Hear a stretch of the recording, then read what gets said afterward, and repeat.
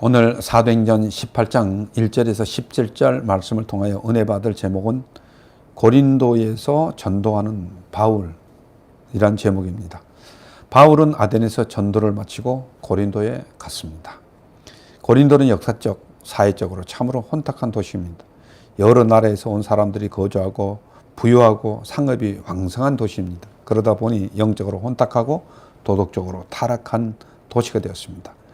그래서 사도 바울은 이 도시에서 전도하면서 어떠한 한계를 느꼈는지 그 한계를 어떻게 극복하고 뛰어넘어 전도하는 일에 집중할 수 있는지를 생각하면서 은혜 받는 시간이 되기를 예수님의 이름으로 축원합니다. 사도 바울은 철학의 도시 아덴의 전도를 마치고 어디에 갔습니까? 1절을 봅니다. 사도 바울은 우상의 도시 아덴의 전도를 마치고 고린도에 갔습니다. 그래서 이 도시는 아덴처럼 우상은 물론이고 도덕적으로 아주 타락하고 음란한 도시입니다. 그래서 이곳의 사람들은 주로 이탈리아 출신이, 여기서는 이탈리아라고 그러는데 지금 말하면 이탈리아죠. 로마를 얘기하죠. 출신의 자유민, 로마 군의 태역 장군, 상인, 정부, 관리 등 여러 부류의 사람들로 구성되어 살고 있습니다. 그래서 이 도시는 육상 및 해상 무역로가 집중되어 상업적으로 경제적으로 많은 부를 축적할 수 있었습니다. 따라서 이곳 사람들은 호사스러운 생활로 윤리적, 도덕적인 타락의 원인이 되기도 했습니다. 지금식으로 말하면 인간 살기는 참 좋죠. 정말 마음껏 즐기고 느끼며 또한 자기들의 모든 것들을 충족해 줄 수 있는 물질적으로도 그렇고 사회적으로도 그렇고 문화적으로도 그렇고 살기 좋다고 생각해 볼 수 있습니다. 그렇지만 영적으로는 타락의 원인이 되고 타락이 된 그런 도시입니다. 그래서 고린도 사람이 되다란 말은 고린디아제스다이라는 말이 있습니다. 이 말이 생겨났는데 이는 성적으로 부도덕한 사람이 되다 하는 그런 말이 나올 정도로 이렇게 성적으로 타락한 그러한 도시입니다. 아울러 이곳은 많은 신전들이 있는 우상 숭배의 도시가 되었습니다. 아마 바울은 우상 숭배의 중심지인 아덴을 떠나서 고린도에 이런 것은 이 같은 사실을 잘 파악하여 고린도에서 새로운 선교 전략을 세우고 이곳에 왔을 것이라고 봅니다. 우리도 이곳에 이제 방문을 해봐서 알지만 주보에 보면 앞 사진에 보면은 지금 주보를 볼 때는 작은 산 같지만 그 높은 산입니다. 그래서 여기는 신전이 있었고 또한 신녀들이 많이 있었다고 합니다. 그래가 보면은 그들이 제사는 음란한 그런 제사입니다. 신녀들이 그 산을 오르내리면서 그곳에 우상 숭배를 하고 거기서 성적인 타락을 가지고 오는 이러한 그런 곳이었습니다. 그렇게 우리가 볼 수 있습니다. 그래서 바울은 고린도에 도착하여 누구를 여기서 만납니까? 2절을 봅니다. 아굴라라 하는 본도 태생인 유대인 한 사람을 만납니다. 본도 사람이라고 얘기하고 있습니다. 그래서 본도는 소아시아의 북부 지역입니다. 그래서 이 본도에서 아굴라가 태어났다는 것입니다. 그래서 이 당시 그라우디오 총독이 모든 유대인을 명하여 로마에서 떠나라 칙령이 내렸다는 것이죠. 그래서 아굴라는 브루스길라와 함께 어디에서? 이탈리아에서 이 고린도에 새로 이사 온 사람이다. 이렇게 말씀을 드릴 수 있습니다. 그래서 바울은 이 사람의 집에 들어간 것입니다. 바울이 이 사람 집에 들어갔어요. 선교적으로도 선교 전략에도 그런 이유들이 있을 수가 있습니다. 그래서 아굴라에게는 기술이 있었고 브리스길라에게는 돈과 연줄이 있었으며 이 둘이 부부지요. 이들은 공동으로 천막 제조와 가죽 수공 상사를 소유했고 이 장사의 지점이 로마와 고린도, 에베소에 있었을 것이라고 보통 알려져 있습니다. 이들은 가장 헌신적인 바울의 동력자들이었습니다. 이들이 로마를 떠나 고린도에 온 것은 글라우디오의 유대인 추방령 때문에 이 고린도에 온 것입니다. 사도 바울이 이 사람을 만나죠. 이 사람들을 만나죠. 바울은 이 사람들과 함께 생활할 수 있었던 그 이유가 무엇이라고 생각하십니까? 3절에 봅니다. 바울이 그들과 뭐가 같았다고요? 생업이 같았다. 지금식으로 말하면 뭐가 같다고? 직업이 같았다. 이렇게 볼 수 있습니다. 그래서 바울은 전도 여행 중에 천막 만드는 일을 하면서 생활비를 충당했다고 하고 있습니다.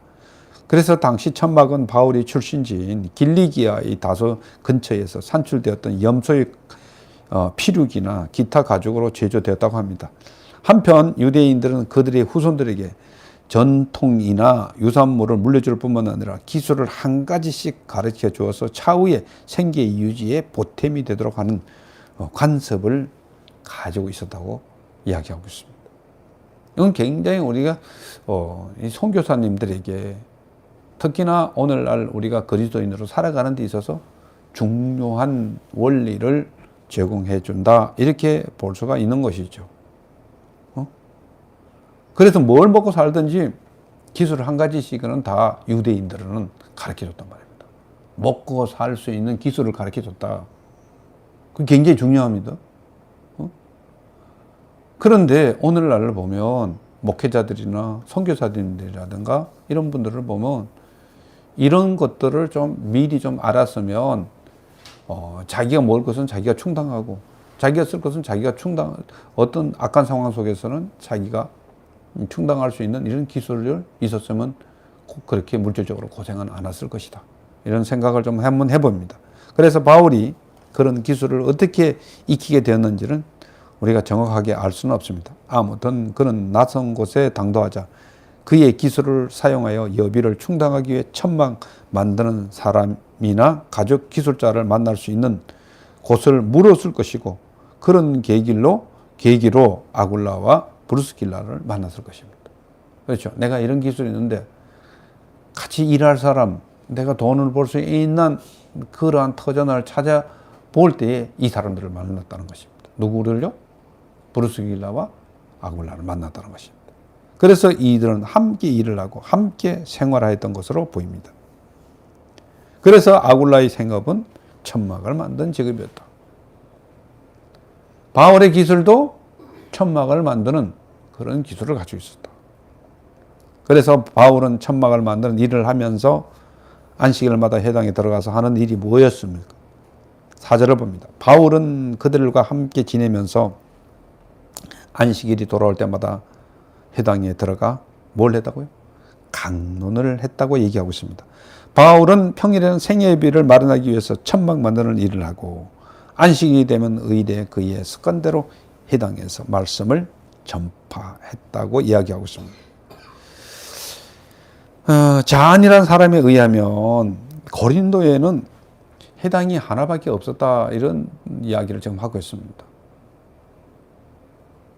그것도 엄청 크겠죠. 이 사람의 주장입니다. 그리고 바울은 말씀으로 유대인과 헬라인을 권면했습니다. 복음으로 권면했겠죠. 당시 아시아 지역에는 흩어진 유대인들, 디아스포라가 많이 있었죠. 디아스포라에 의하여 곳곳에 유대교 회당이 설립되었고, 그들에게 의하여 많은 이방인들이 하나님의 존재와 구약 성경에 대해서 알게 되었습니다. 흩어진 유대인들에게서 구약 성경을 배우게 된 이방인들은 구약 성경이 가르치는 진리를 알게 되었고, 이로 인해서 율법의 조항을 부분적으로 준수하고자 했을 것입니다. 따라서 그들은 해당 예배에는 참석하게 되었습니다. 그런데 많은 이방인들이 율법을 준수하며 해당 예배도 참석했지만 유대교 공동체의 완전한 구성원이 되거나 완전한 개종자가 되지는 못했습니다. 그것은 유대인들의 폐쇄적이요 배타적인 성향 때문에 이방 민족을 무시한 데서 유래되었다, 이렇게 볼 수 있습니다. 지금 가르쳐 주면서도 그들은 하나님의 백성이 되는 구성원이 되는 것들을 어렵게 만들었습니다. 예를 들면 할례를 받아야 된다고 할례를 강요한다든가, 율법의 조항을 들여대서 거기에 대해서 뭐 테스트를 한다든가 이런 식으로 해서 유대인들에 대한 자기들의 자존심과 자기들의 기득권을 가지고 있었기 때문에 이방인들 하나님 말씀을 들으면서도 그 유대의 총에 들어오지 못한 그 모임에 들어오지 못했던 그런 일이 있었다고 얘기를 하고 있습니다. 그때 마게도냐로부터 누가 내려왔습니까? 예, 5절을 봅니다. 그러할 때에 실라와 디모데가 마게도냐로부터 이곳 고린도에 내려왔다고 얘기를 하고 있습니다. 그리스 지역의 북부를 뭐라고 그러죠? 남북이 갈려져 있듯이 마게도냐. 그래서 남부 지역을 뭐라고 그러죠? 아가야 이렇게 부르는 것입니다. 그 아가야는 보통 아덴서부터 시작해가지고 그 밑에 있는 그 지역을 아가야. 예. 그 다음에 북부 지역을 마게도냐. 빌립보가 마게도냐. 데살로니가 마게도냐. 그렇죠. 베레아 마게도냐. 이렇게 우리가 지칭할 수 있습니다. 그래서 이 마게도냐에 있던 두 제자가 제자라기보다는 실라와 누가 내려왔대? 제자인 디모데가 내려왔다고 얘기하고 있습니다. 그래서 디모데는 어디에 있다 내려왔죠? 마게도냐인데 정확한 지점은요? 데살로니가 교회입니다. 데살로니 교회가 파송이 됐어요. 데살로니가 교회의 신자들이 환난 가운데서 좌절하지 않고 오히려 기쁨으로 신앙생활에 열정하고 있다는 좋은 소식을 바울에게 전해주었습니다. 또 다른 한편으로는 그리스도의 재림과 관련하여 약간의 혼란이 생겼다는 섭섭한 소식도 전하였습니다. 예, 이 다 데살로니가 전서에 다 나오고 있는 내용입니다. 그래서 바울은 이런 데살로니가 교회의 소식을 듣고 나서 이에 대한 답장을 썼는데 이 서신이 바로 데살로니가 전서입니다. 그리고 얼마 후에 데살로니가 교회가 그리스도의 재림에 관한 바울의 가르침을 오해하여 혼선이 생기고 혼란에 빠진 것을 알게 되었고 그래서 두 번째 서신인 뭐가 써있습니까? 데살로니가 후서가 쓰여지는 것이죠. 그래서 사람들 죽은 후에 사람들은 어떻게 되는지 상세하게 사도 바울이 쓰고 있는 것이죠. 한편 신라는 어디에 소식을 가지고 오죠? 신라는 어디에 파송이 됐습니까? 빌립보 교회에 파송이 됐다는 것을 먼저 번에 얘기한 적이 있습니다. 그래서 그는 빌립보 교회 소식과 그들이 보낸 연보를 가지고 왔다고 얘기하고 있습니다. 빌립보 교회가 연보를 보냈습니다. 예. 그래서 빌립보 교회에서 보내준 헌금은 바울에게 있어서 아주 시기적절하고 유용한 것이었습니다. 빌립보 교회의 헌금으로 바울은 더 이상 생계 여주에 신경을 쓰지 않아도 되었고 오로지 말씀 전파에 몰두할 수 있었다고 얘기를 하고 있습니다.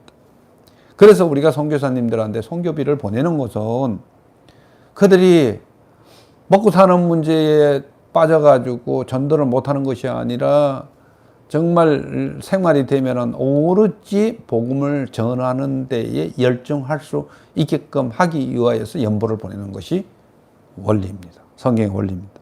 따라서 바울은 하나님의 말씀에 붙잡혀 유대인들에게 예수는 그리스도라고 밝히 증언했습니다. 예수는 그리스도라는 말이 이게 복음이에요.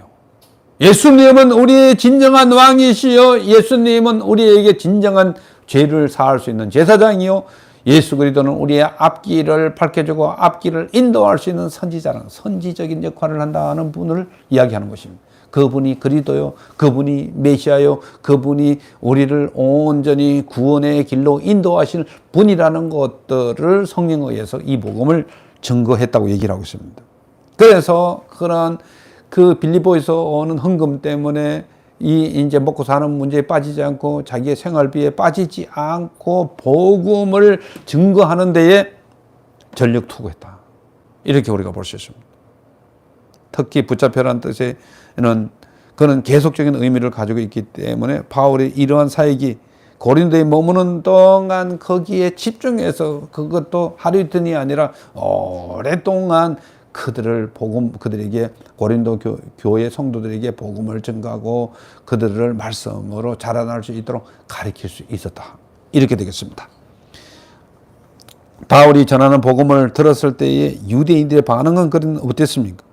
예, 6절을 봅니다. 그러나 유대인들은 바울이 전하는 복음에 대해서 뭐 했다고요? 대적하고 비방했다고, 대적했다고 얘기를 하고 있습니다. 그래서 여기에 대적하다는 그 뜻에는 보면은요, 안티타조라는 그 말에는 정돈하다, 배열하다는 것이 있습니다. 조직적으로 대적하는 것이에요. 어떻게 하면은 사도 바울을 더 집중적으로 괴롭힐 수 있을까? 그 복음이 증거되지 못하도록 막을 수 있을까? 이런 뜻이 있습니다. 그래서 유대인들이 바울의 반대 입장에 서서 전열을 가다듬어 조직적이고 계획적으로 바울이 복음을 전하는 것을 대적하며 방해했음을 알 수 있습니다. 이러한 유대인들의 대적과 해방은 비시디아 안디옥 교회에서도 같은 것이었습니다. 바울은 유대인들의 이러한 사악하고 완악한 행동으로 인하여 유대인들을 향한 복음 전파에서 방향을 받고 이방인에게 복음을 전파하겠다고 하고 이방인들에게 그 복음의 깃대를 돌리는 것을 여기서 볼 수 있습니다. 그래서 바울은 옷을 털면서 너희의 피가 너희 머리에게 돌아갈 것이라고 말했습니다. 이 말은 예수님이 12제자의 70인 전도 때를 파송하면서 그들을 영접하지 않는 자들을 향해 발에 먼지를 떨어버리라는 명령과 같은 것입니다. 그리고 너의 피가 머리로 돌아갈 것이다. 나는 깨끗하니라고 말하고 이후에 이방인에게로 가리라고 말했습니다. 이 말은 유대인들이 예수님을 십자가에 달리게 하기 위해서 예수의 피에 대한 책임을 지겠다고 장담하면서 사용했던 말이기도 합니다. 바로 이 말이 너에게 임할 것이라고 얘기를 하고 있습니다. 이는 결코 단순한 저주나 악담이 아닙니다. 이것은 살인자는 죽은 사람의 생명에 대한 책임을 지는 것이며 또 그 책임에 따라서 하나님께서 반드시 너희가 그렇게 말했기 때문에 너희들이 그런 심판을 받을 것이라고 얘기를 하고 있습니다. 굉장히 무서운 말이죠. 이건 단순하게 죄 짓는 게 아니에요. 조직적이고 아주 방해하기 위해서 고의적으로 진 죄에 대해서 사도 바울이 이 엄청난 이야기를 하는 것입니다. 바울이 전하는 복음에 대적하는 유대인들을 떠나 바울은 이방인 누구의 집에 들어가고 있습니까? 7절을 봅니다. 바울은 복음 전하는 코스를 옮겨 하나님을 경외하는 누구의 집으로요? 디도 유스도의 집에 들어갔다고 이야기하고 있습니다. 이제는 유대인들의 애정을 가지고 전도를 했는데 그들이 받아들이지 않고 오히려 사랑한 사람에게 비수를 꼽는 이런 행동을 짓거리를 하는 곳에서 깃대를 옮겨서 이방인에게로 방향을 트는 것입니다. 이 유스도의 집은 어디라고 했습니까? 해당 옆이라고 했습니다. 해당 옆이라고 했습니다. 이미 하나님의 말씀을 좀 들었던 사람이겠죠. 바울이 유대인들의 결별을 선언하고 찾은 곳은 디도, 유스도라의 집입니다. 그래서 디도는 로마식 이름으로 이 사람이 로마 시민임을 잘 나타내주고 있습니다. 그래서 이 사람은 BC 44년경 로마 황제 가이사가 고린도를 재건할 때 이곳에 정착했던 로마인 가정에서 태어났다고 이야기를 하고 있습니다. 어쨌든 해당 옆에 있던 유스도의 집은 고린도 전도사에게 주사령부가 되었으며 고린도 교회의 최초 집회 장소가 되었다고 얘기를 하고 있습니다. 그 해당의 해당장 그리스보가 예수를 또한 믿었는데 어떻게 믿었다고 얘기하고 있습니까? 8절을 봅니다. 해당장 그리스보가 온 지방과 더불어 주를 믿었다고 했습니다. 해당장 그리스보가 그리스도를 믿게 되었던 것은 고린도의 유대인 사회에 파문을 일으켰음을 짐작할 수 있습니다. 여기서 그리스도보가 고린도 선교사에게 최초의 열매인 것처럼 보이지만 고린도전서 16장 15절에 의하면 고린도 최초의 신자는 스데바나와 그의 가족이라고 했죠. 이 사람보다도 먼저 믿는 가족이 있었다 얘기를 하고 있습니다. 그렇지만 고린도에서 사도 바울이 세례를 베푼 사람이 몇 안 되는데 그중 한 명이 그리스도였습니다. 바울이 직접 그리스도에게 세례를 베푼 것은 그가 해당장으로서 유대사회에 매우 비중이 있는 인물이기 때문입니다. 다른 일반 개심자들에게는 바울이 직접 세례를 베풀지 않은 이유는 그 사역을 이미 실라와 디모데가 맡고 있었기 때문에 그렇게 되었다고 추측해 볼 수 있습니다. 아무튼 그리스도의 계심은 고린도 선교에 새로운 활력소를 줬다 이렇게 볼 수 있습니다. 왜요? 그건 해당장이 믿었기 때문에 영향력이 있는 사람이 믿었기 때문에 엄청난 거죠. 파급 효과를 가지고 오는 거죠. 그리고 수많은 고린도 사람들도 복음을 듣고 뭐를 받았다고요? 세례를 받았다고 얘기를 하고 있습니다. 당시 고린도는 로마의 식민지였기 때문에 많은 로마인들이 고린도에 거주했고 많은 헬라인들도 경제적인 것을 비롯하여 기타 이유로 인해서 고린도에 많이 드나들었습니다. 그래서 바울은 이들에게 열심히 복음을 전했고 또 그들로부터 결실을 거뒀습니다. 이때의 개심자들로서는 유스도와 그리스도보를 제외하고도 에베네도와 스데바나 그리고 브나나도와 아가이고 등 다수의 이방인들이 포함이 되어 있었습니다. 그래서 고린도 서신에 따르면 고린도 교회는 대개가 이방인들로 구성되었으며 소수의 유대인들이 있었음을 알 수가 있다. 이렇게 우리가 볼 수 있는 것입니다. 그래서 바울이 밤중에 환상을 통해서 주님으로부터 요청받은 말씀이 있습니다. 사실 이렇게 할 때는 굉장히 사도 바울이 아주 힘있게 복음을 전거했고 이래서 열매도 많았고 의기양양한 것처럼 보이지만 그런 거 아니었습니다. 구절을 보면 이 사도 바울이 얼마나 힘든 사역을 했는지를 여기 알 수 있단 말입니다. 예, 구절을 봅니다. 주께서 환상 가운데 사도 바울에게 뭐라고 얘기하고 있습니까? 두려워하지 말며 침묵하지 말라고 얘기했습니다. 이 일을 하면서 지쳐 있었고 두려움이 있었고 생명의 위협을 느꼈단 말이에요. 영적인 것도 몸도 지치고 마음도 지치고 다 지쳤다는 것을 볼 수 있습니다. 사도 바울은 고린도 후서에서 그 얘기를 하고 있습니다. 자기가 죽고 싶을 정도로 이 고린도 사역이 그만큼 힘들었다고 얘기를 하고 있습니다. 그랬을 때 주님이 두려워하지 말고 침묵하지 말고 말해라. 응? 그 얘기를 지금 하고 있습니다. 바울은 이미 여러 차례에 걸쳐 환상 가운데 예수를 만난 적이 있습니다. 다메섹에서 적극적인 회심을 하게 된 때를 의시하여 드로아에서도 환상 가운데 만났고 예루살렘 등지에서 그는 어려운 상황 가운데 환상 가운데 예수를 만나 위로를 받고 힘을 얻었습니다. 그는 차후에도 환상 가운데 예수를 만나는 경험을 하게 됩니다. 이렇게 때때로 환상 가운데서 나타나신 예수님은 바울이 그의 사역을 흔들림 없이 굳건하게 수행하는데 큰 힘이 되고 도움이 되었다고 볼 수가 있습니다. 그래서 고린도의 유대인들은 해당장 그리스도와 같은 지도자급 인사가 기독교로 개종하는 것을 보고 바울에 대해서 보복을 계획할지도 모릅니다. 이걸 아마 사도 바울은 정보를 통해 다 알았어요. 지금까지도 엄청난 고통을 받았는데 앞으로 여기에 대한 더 조직적인 고통이 올 것이라는 걸 알았습니다. 왜?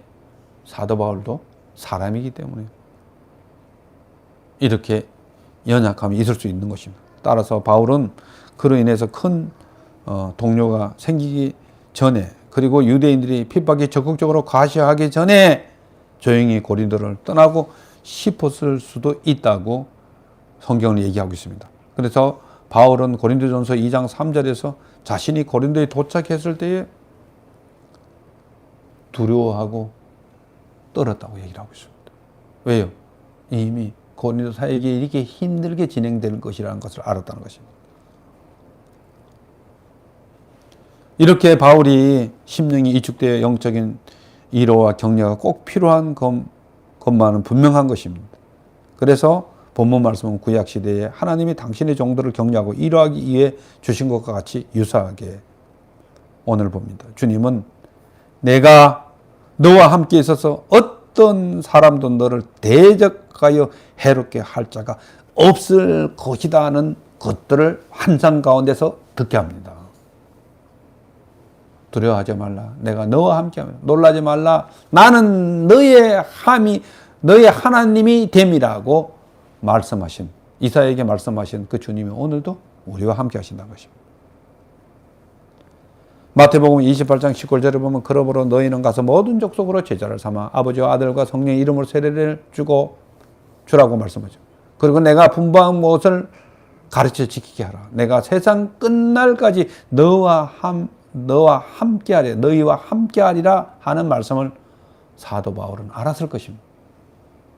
이 말씀을 알았는데도 불구하고 그런 위축이 되고 힘들어 했을 때 내가 너와 함께 있어서 너를 해칠 자가 없으니까 너희가 담대히 어디에 서든지 주의 복음을 힘있게 증거하라. 이렇게 말씀을 드려줬습니다.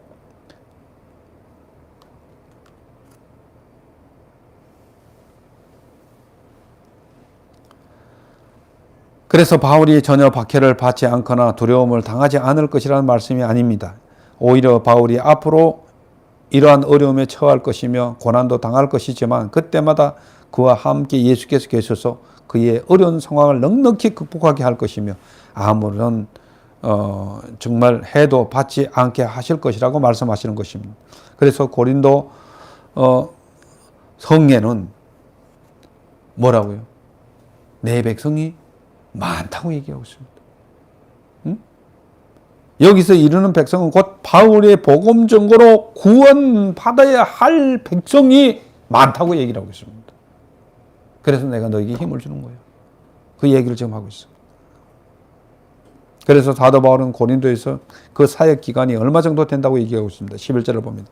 사도 바울은 하나님이 주신 은혜에 힘입어 고린도 사역 기간이 1년 하고도 6개월 정도 된다고 했습니다.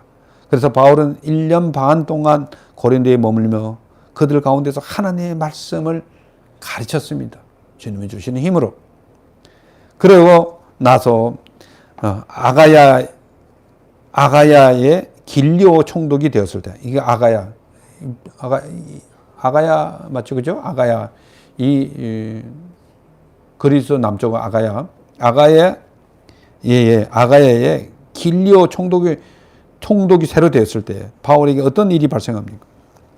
12절을 봅니다. 갈리오가 아가야 총독 되었을 때 유대인이 일제히 일어나 바울을 대적하기 시작하십니다.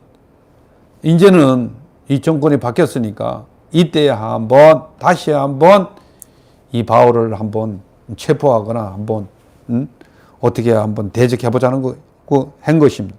그래서 더 나아가 대적하여 바울을 끌고 법정에 세워, 이제는 아주 바울을 끌고 법정에 세워서 이 참에 한번 어떻게 해쳐야 되겠다는 생각을 했을 것입니다.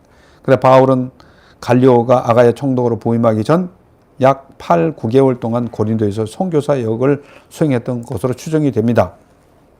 이 기간 동안에 바울의 사역에 대해서 유대인들은 많은 불만이 있었을 것입니다. 그래 그때에 총독이 새로 부임하자 유대인들은 바울의 선교를 전면 봉쇄하고 새로운 총독도 시험해 보기 위해서 계략을 꾸몄던 것입니다. 그런데 본문에서 바울을 총독에게 데려가 고소하는 것은 유대인들이 이미 빌립보에서 바울을 관원들에게 데려가 고소했던 것하고 똑같은 방식으로 했던 것입니다. 그래서 유대인들이 총독이 바뀌는 상황을 틈타서 바울을 고소한 것은 매우 교묘합니다. 아마도 그들은 임지로 처음 부임하는 고관이며 의뢰의 그 지방 주민들로부터 환심을 얻고자 할 것이라는 판단 아래 새로운 총독을 자신들의 뜻대로 움직일 수 있다고 생각했을지도 모릅니다. 이런 것이 있어요. 그래서 유대인들이 바울을 법정으로 끌고 가 고발한 내용이 무엇입니까? 13절을 봅니다. 유대인들은 바울을 법정에 세우고 이 사람이 율법을 어기면서 하나님을 경외하라고 사람들을 권면한다고 한 것입니다. 이것을 지금 고발하고 있는 것입니다. 다시 말해서 바울이 불법 종교를 전한다는 것입니다. 로마법상 로마 정부로부터 공인받고 허가받던 종교는 유대교밖에 없다는 것이죠. 그런데 이들이 전거하는 것은 불법을 종교를 전거한다는 것입니다. 그런데 유대교는 당국으로부터 승인된 공인된 종교였다는 것입니다. 따라서 유대교는 자유로운 예배 행위를 허락받았고 나아가 로마인들을 제외한 모든 사람들을 개종시키는 것도 허용됐다는 것입니다. 그래서 유대인들은 바울이 자신들과는 달리 공인되지 않은 불법 종교를 로마의 법을 어기면서 전한다고 고발을 한 것입니다. 그래서 바울이 로마법의 정면으로 상충되는 상태의 종교를 전파한다고 다닌다는 것입니다. 바울이 클라우디오 황제의 칙령을 위반한다는 것입니다. 그래서 가이우스 갈라굴라의 경우는 자신을 살아있는 상을 예루살렘 성전 안에 둠으로 유대인들이 깊은 반감을 불러일으킨 적도 있습니다. 자기들도 이렇게 반감을 일으켰으면서도 이제는 바울이 전하는 복음, 이 이단을 고발하는 것입니다. 이걸 어겼다는 것입니다. 참 교묘하죠. 그래서 바울이 법정에서 입을 열어 이제 변론하고자 할 때 그 앞에 갈리오 총독이 말하는 것은 무엇입니까? 14절을 봅니다. 바울이 법정에 변론하고자 할 때 갈리오가 유대인들에게 말합니다. 로마 법상 재판은 원고의 고소와 피고의 변호로 이루어지는 것입니다. 그래서 원고는 피고는 마주 서서 재판장을 향해서 자기 주장을 하게 되는 것이죠. 바울도 역시 원고의 고소 내용에 따라서 자신을 보호하기 위해서 변호의 말을 하려고 합니다. 그러나 갈리오의 변호 승낙이 떨어지기만을 기다리는 바울은 자신을 변호할 필요가 없어졌습니다. 왜냐하면 갈리오가 이 사건 자체를 뭐 했기 때문에? 아예 기각시켜 버렸습니다. 바울이 말을 하려고 하는 것은 누가 얘기하고? 갈리오가 대신해서 얘기하는 것입니다. 너희 유대인들아, 만일 이것이 무슨 부정한 일이나 불량한 행동이라면 내가 너의 말을 들어주는 것이 옳다는 것입니다. 다시 말해서 갈리오가 재판으로 처리해야 할 일들이 무엇인지 분명히 했습니다. 갈리오가 갖고 있는 법적인 권한이 제시되고 있는 것입니다. 갈리오는 유대인들이 고소 법정에서 판결에 필요한 민형사상의 문제라면 갈리오는 성심껏 내가 판결을 내릴 수 있지만 너희들이 종교에 대한 부분에 대해서는 내가 말하지 않겠다. 그러니까 그걸 기각시키는, 이 부분에 대해서는 내가 처리할 부분이 아니라는 것을 이야기하고 있는 것입니다. 그러나 갈리오는 이 문제가 너의 법에 관한 언어와 명칭에 관한 것이라면 어떻게 처리하겠다고 말씀하고 있습니까? 15절을 봅니다. 만일 이 문제가 언어와 명칭과 너의 법에 관한 것이면 너희가 스스로 해결하라는 것입니다. 처리하라는 것입니다. 갈리오는 이 고소 사건이 민형사상의 문제가 아니라 유대인들 자체 내의 언어와 명령과 그들의 법에 관한 것임을 알았습니다. 이런 문제와 관련해서 볼 때 이 사건은 자신이 재판할 만한 성질의 것이 아니라고 판단한 것입니다. 왜냐하면 총독이 해야 할 일은 로마의 안정과 질서 유지에 관한 민형사상의 문제를 재판하는 것이지 유대의 종교 문제에 대해서 이러쿵저러쿵 하는 것은 옳지 않다고 얘기를 한 것입니다. 나는 이러한 종교적인 일에 재판장 되기를 원치 않는다고 못을 딱 박아 얘기를 한 것입니다. 그리고 갈리오는 바울을 고발한 유대인들을 어떻게 했습니까? 16절을 봅니다. 아마 이런 얘기를 하니까 막 웅성거리고 떠들고 사태질을 하고 소리치고 난리 법석을 쳤겠죠 아마. 그랬을 때에 16절을 보면 갈리오는 유대인이 종교적인 문제를 고발한 사람들을 그의 법정에서 어떻게 냈다고요? 쫓아내버렸습니다. 다 쫓아내버렸습니다. 다 나가라고 다 쫓아내버렸습니다. 그리고 갈리오의 이러한 결정이 기독교를 옹호하는 입장에서 내려지는 것이라고는 볼 수가 없습니다. 말려들지 않기 위해서 한 내용이겠죠. 그러나 기독교 입장에서 이 결정은 매우 중요한 의미를 지닌다고 볼 수 있습니다. 만일 갈리오가 유대인들의 억지 고소 내용으로 바울에게 유죄 판결을 내렸다면 이 전례를 따라서 각 지역의 행정가들은 동일하게 유죄 판결을 내렸을 것이고 바울은 무수한 어려움 속에서 선교 사역이 진행되었기 때문에 굉장히 어려운, 이 부분도 하나님께서 도와주신 것이죠. 그러나 갈리오는 유대인들이 그 터무니없는 고소를 물리쳤습니다. 갈리오의 명령과 지위를 고려할 때 이 결정은 훗날 이와 유사한 사건에 대한 판결의 중요한 판단 근거가 로 작용되었을 것이며 결과적으로 기독교 선교를 순탄케 하는 요인으로 작용했을 것입니다. 한편 유대인들은 갈리오의 기각의 선교를 듣고서도 물러서지 않고 어떻게 해든지 총독을 설득시키려고 계속 남아 이야기를 반복했을 것이며 총독의 결정은 변함이 없었을 것입니다. 갈리오가 부하들을 시켜서 그들을 내쫓은 것도 바로 이와 같은 이유죠. 그래서 유대인들은 법정 앞에서 어떠한 일을 지금 자행하고 있습니까? 이번에는 17절을 봅니다. 모든 유대인들은 해당장 소스데네스를 잡아서 법정 앞에서 때렸습니다. 이제는 때리기 시작한 것이죠. 막 기분 나쁘니까 어떻게 해야지 거기에 관련되어 있는 것을 잡아서 때리는 겁니다. 그래서 갈리오의 행동에 자극을 받은 군중들은 해당장 소스데네스를 갈리오 앞으로 끌고 가서 구타를 한 것입니다. 그러나 갈리오는 이 일을 뭐에 대한 상관하지 아니했다고 얘기를 하고 있습니다. 이렇게 고린도 교회는 이런 핍박과 이런 어려운 상황 가운데 우뚝 세워져서 그 유명한 고린도 전설을 우리가 보면은 그 고린도 교회가 어떻게 세워졌는지, 그 영적인 혼탁함 가운데도 하나님의 은혜가 어떻게 나타난지를 잘 보여주고 있습니다. 거기에 보면 사랑장도 있고 은사장도 있고 이런 것도 우리가 볼 수 있고 바울이 겪었던 그런 모든 간증들이 고린도 후서에 고스란히 남아 있는 것을 우리는 볼 수가 있습니다. 사랑하는 성도 여러분, 전도는 사람의 힘으로 하는 것이 아닙니다. 어떤 환경이 주어진다 해도 주님의 은혜에 힘입어 주님이 우리에게 명령하신 복음을 입을 열어 말할 때에 나타나는 것입니다. 그럴 때 하나님은 성령으로 말미암아서 듣는 사람의 마음을 움직이기 시작하는 것입니다. 사도 바울은 고린도에서 복음을 전하면서 영적, 심적, 육체적인 아주 극심한 어려움에 처해서 지쳐 있었습니다. 그러나 주님은 바울의 마음의 환상으로 그에게 힘을 주시고 용기를 주어서 정말 수많은 고린도 사람들의 영혼을 구원할 수 있게 쓰임을 받았습니다. 오늘도 그렇습니다. 주님이 우리에게 힘 주시면, 주님이 우리에게 은혜 주시면, 주님이 우리에게 말씀 주시면 그걸 힘있게 말할 때 하나님께서는 우리의 우둔한 입술도 사용하시고 또한 믿지 않는 갈려까지 움직이셔서 정말 전도하는 데 모든 필요들을 채워주시는 분이심을 믿는 여러분들이 되시기를 예수님의 이름으로 축원합니다. 기도하겠습니다. 살아계신